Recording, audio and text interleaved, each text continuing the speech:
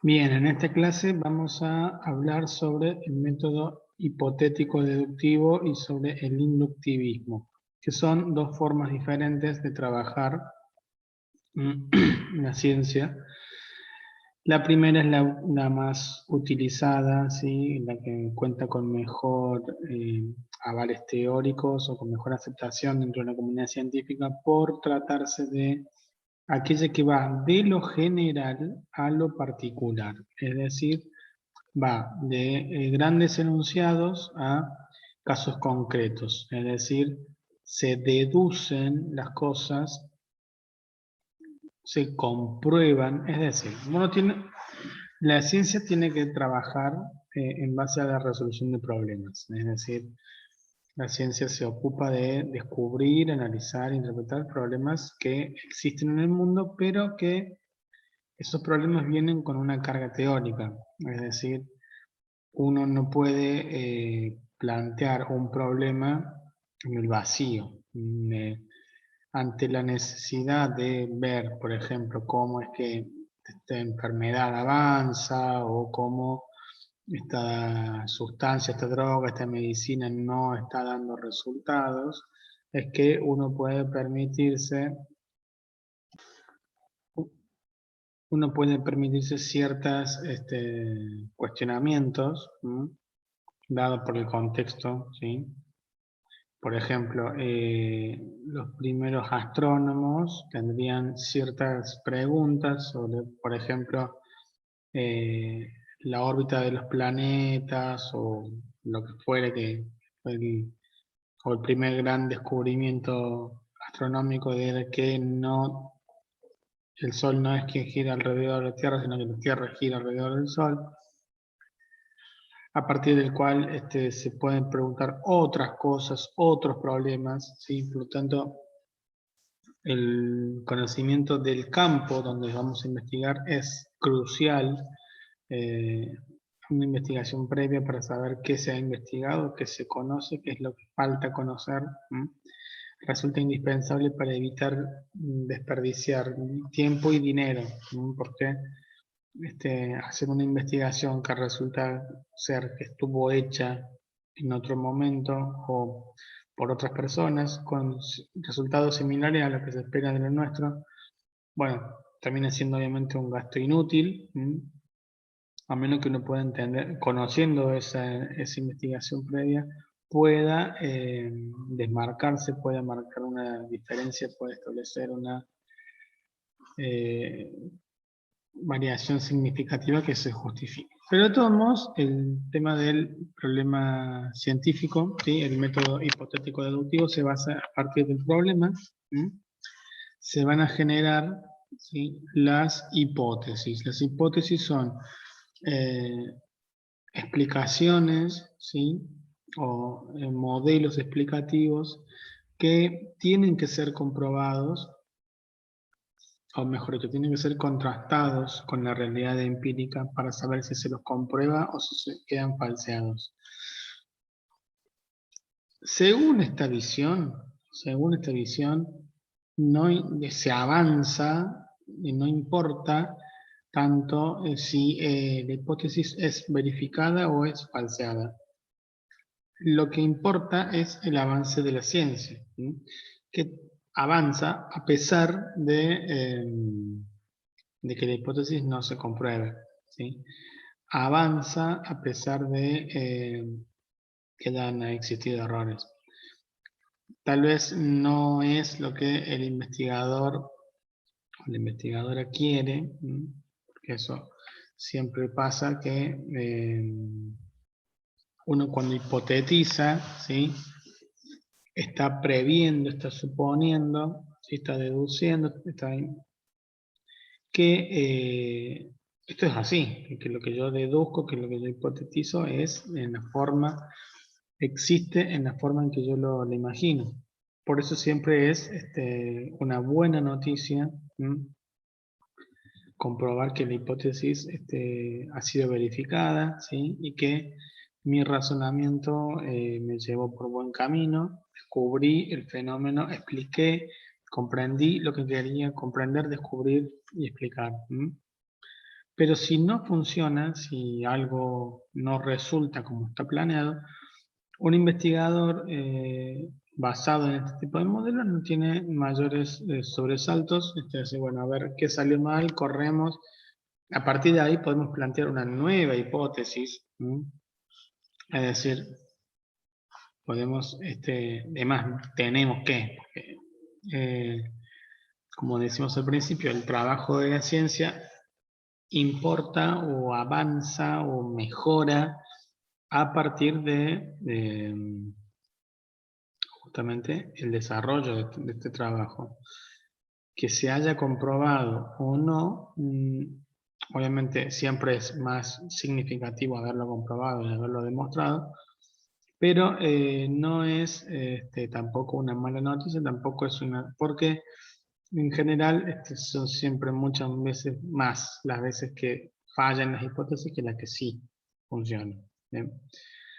En cambio, los inductivistas parten de la observación de los hechos concretos para sacar conclusiones generales, argumentando o razonando que lo que nosotros vemos, si se aplica en una cantidad finita de casos, pero numerosa, cuando digo finita digo con un límite numeral, es decir, tal vez podamos decir 10 millones de repeticiones, pero no son 10 millones uno, no son 11 millones, no son 1000 millones. Son 10 millones. ¿Es mucho, es poco? Bueno, dependiendo del fenómeno, ¿no? En general, 10 millones es un número que nos suena alto para casi todo, ¿sí? Pero piensen que hay fenómenos espaciales, fenómenos, al contrario, microscópicos, donde, bueno, estas cosas ocurren, ¿sí? ¿Cómo sería una escala nanotecnológica? O sea, bueno, con tantas veces, de por eso la utilización de la notación científica tiene sentido cuando manejamos números, ¿sí? Tan grandes o tan pequeños. Bueno, el caso es que los propulsores, los defensores del modelo deductivo hipotético plantean que no es posible, que no hay una validez lógica, ¿sí? En plantear que lo que plantean los inductivistas, que es decir que, bueno, a partir de la cantidad de casos que hemos observado, ¿sí? Podemos inferir, ¿sí? Podemos inducir, el proceso es el contrario, ¿no? La deducción va de lo general a lo particular, es decir, yo cuando hipotetizo digo, bueno, tal vez los glóbulos blancos se comportan de tal manera por una proteína, una enzima, de eso nunca supe. Y bueno, tenemos la posibilidad de ir y contrastarlo. Entonces vamos a hechos concretos, ¿sí? Y vemos si eso que nosotros imaginamos, que explicamos, que hipotetizamos, se comprueba. En cambio, hacemos exactamente el camino inverso si hacemos inducción. Estamos viendo ahí, vemos que el fenómeno ocurre, vemos que esto está pasando y a partir de ahí inferimos que esto puede pasar siempre. O siempre que tengamos ciertas condiciones. No nos olviden de que hablamos sobre variables, constantes, ¿sí? Y el recorte del tiempo y del lugar. En ese caso, ustedes están extrayendo situaciones concretas para ir a lo general. ¿Bien? El problema que tiene que, o la falla lógica, si se quiere, del inductivismo es que puede ocurrir, ¿sí? Que tengamos situaciones, ¿sí? Concretas que no respeten, ¿no? O que no nos permitan, ¿sí? Inferir lo que veníamos infiriendo anteriormente. Pero entonces uno dice, bueno, ¿cuál es o sea, con cuántos casos uno puede, por ejemplo, sentirse satisfecho? Pues yo observé 1000 pingüinos y digo, bueno, los pingüinos funcionan así. que es justamente el camino inverso de hacer la hipótesis, y la hipótesis no tiene mucho más estructura lógica, porque el hecho de cómo se genera la hipótesis se genera a partir del problema, ¿m? Y lo podemos contrastar. La inducción, si aparece un caso, ¿sí?, que no coincida, bueno, pues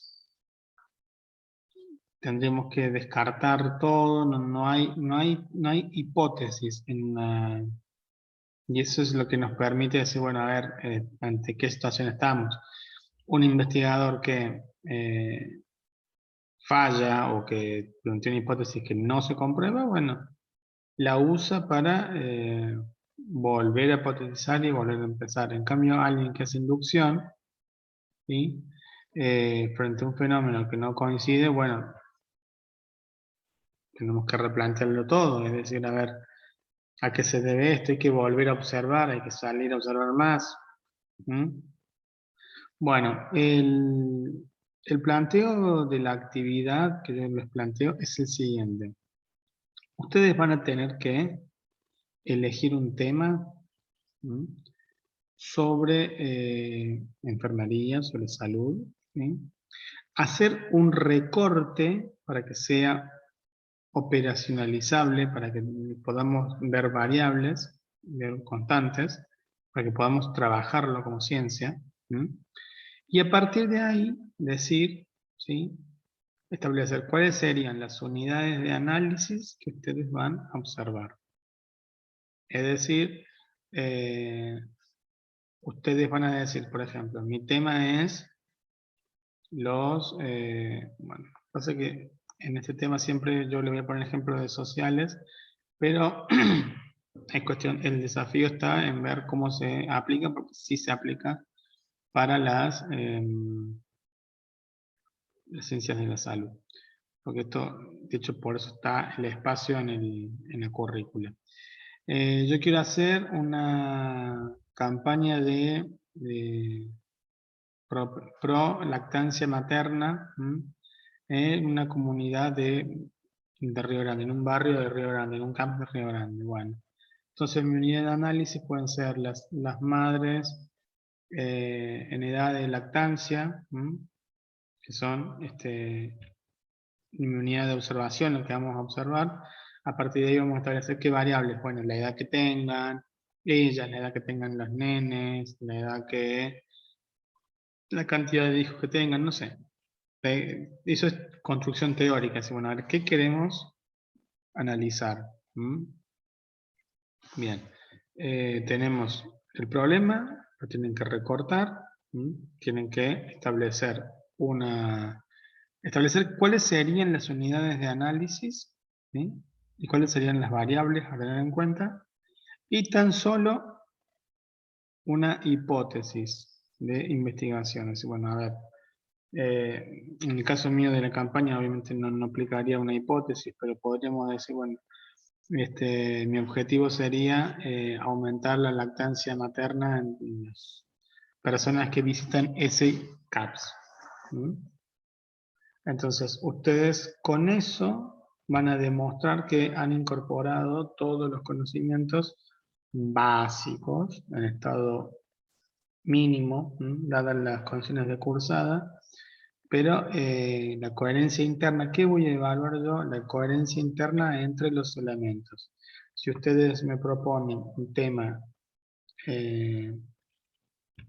determinado que está mal recortado, porque puede ser que digan, sí, lo quiero hacer en América Latina, o lo quiero hacer a nivel mundial, o lo quiero hacer a lo largo de 100 años, se va a hacer imposible de operacionalizar, ¿sí? Por lo menos para nosotros, ¿sí?